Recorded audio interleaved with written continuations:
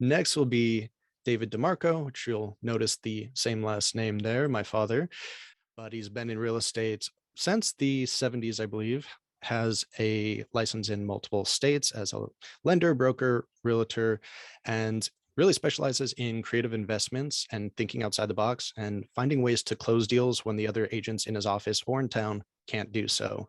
So, Mr. DeMarco, go ahead and All introduce right, yourself. let me give this a try. This will be a first for me. Chase talked me into giving this a shot. I'm a combined, I do a lot of different things. I'm a realtor, a lender, an investor, and I kind of work outside of the box. I do. Let me just touch on some of the subjects, and since this isn't going to be a presentation, it's going to be more like a roundtable, is what I understand. I'd like to talk about any or all of the followings. Some of the simplest things that a lot of investors are looking for are notes. When I say notes, I mean real estate secured mortgages, trustees, and so forth. And then we can get into the more creative ones, which are perhaps AITDs, which is a method that we use to sell a property for um, to sell a property and then continue to receive income after the property is sold. And it can go from 1 year to a lifetime. Another one is discounting those same notes, foreclosures.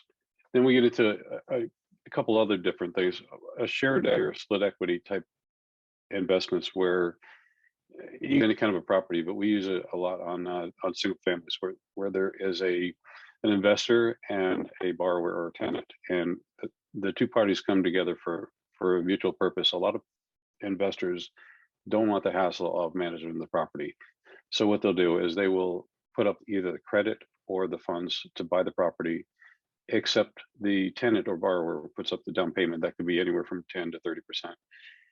Along the way, we set up a mutually beneficial system where usually the investor gets the depreciation, the borrower tenant takes care of the property, triple net. So you don't have to do it. The investor doesn't have to do anything. They do get the depreciation. And then at some future point, usually it's predetermined, 2 years, 5 years, 3, or whatever it is, when the person can establish credit, they will buy the property at the then market value, or you agree to sell it at that time, and the equity is split and they go their other ways.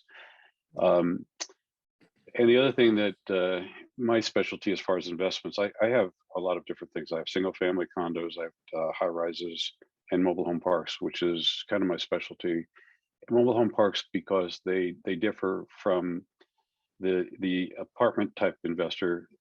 They don't have the glitter, but they have a lot less maintenance, and they usually are much easier to operate with less of a crew because you're basically dealing with the land. And I'm talking about parks where the owner of the park does not own the homes. The homes come with a lot more potential, but also a lot more operation, maintenance, and vacancy. When you just own the land, you have basically no vacancy.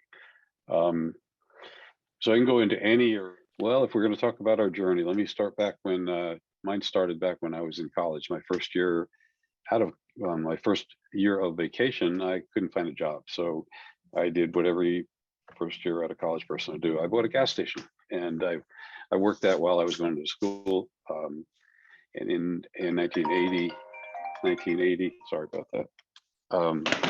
The Shell Oil came to me and said that we're closing down in the Northeast. And I didn't want to lose my equity. So what I did is I went around to every gas station owner in town, and I found one that had 17 stations, and we ended up trading that. That was my first exchange. So I exchanged my equity toward my first mobile home park, which we still have today. From there, we expanded. I took my journey south to Florida, bought some properties down there, started getting involved in buying and selling notes, discounting notes, foreclosures. I didn't have a license back then. I started with a mortgage license in Florida, was not very active. I was pretty much just doing everything for myself. Continued on that, and then came to Las Vegas, where I've been since my boys needed to settle down to go to school, or I needed to settle down when they went to school. I've been investing in properties for 40 years now. I've been investing in notes for about 35. Wrote my first offer that wasn't an exchange on a napkin at a Blueberry Hill about another mobile home park that was my next investment. So I was very active on those type of things. From there, I accumulated several individual investors, smaller investors that I put a lot of money out for them on private notes. A lot of those are basically their first trust deed at a 70% loan to value or less. And the rates or the returns range between 5 and 12%. Now, as you get up to the 12%, those are the more aggressive investors that are up there toward the 85, 95% loan. The discounting of notes, what we do is we'll go in and we'll make offers on either individual or packages of notes, or we'll prepare a note at closing to accommodate a real estate transaction. A lot of times the buyer doesn't have enough money. I'm talking about typically on residential. The buyer doesn't have enough money based on their scenario to if they're a non-standard buyer, they don't have enough money. So we'll create a second mortgage, then we'll come in and we'll buy that second at the closing, so that the seller discounts a little bit, the buyer comes up a little bit more. And that's one, another scenario. But one of the more attractive, and it's a little bit confusing because it takes more paperwork, and a lot of the escrow officers won't do it for you, is what we call a wrap or an AITD. And what that is, that's when you have an underlying mortgage on a property. You sell the property, but you don't pay off the loan. So you sell it, basically you're still on the loan. The seller, whether it's you or whoever, still is responsible for that loan. They create a second, which is actually encumbers the first and that amount. To maximize that return, what you want to do is you want to keep the spread between the first and the wrap small. So for instance, if you have a $100,000 loan, sell property for 130, you get $20,000 down, you're going to carry, typically you carry $10,000 second. Instead of carrying a $10,000 second at 4, 5, 6%, you carry a $10,000 second in the form of $110,000 wrap at 6%. Now that 6% ends up yielding you, ends up yielding you $2,000 on the money that's not yours, $600 on the $10,000 that is yours, or a 26% return. Now, if you can shrink that down even more from 110 to 100,000, then you've got 100 first, 101 wrap, then your return goes from 26% to 206%.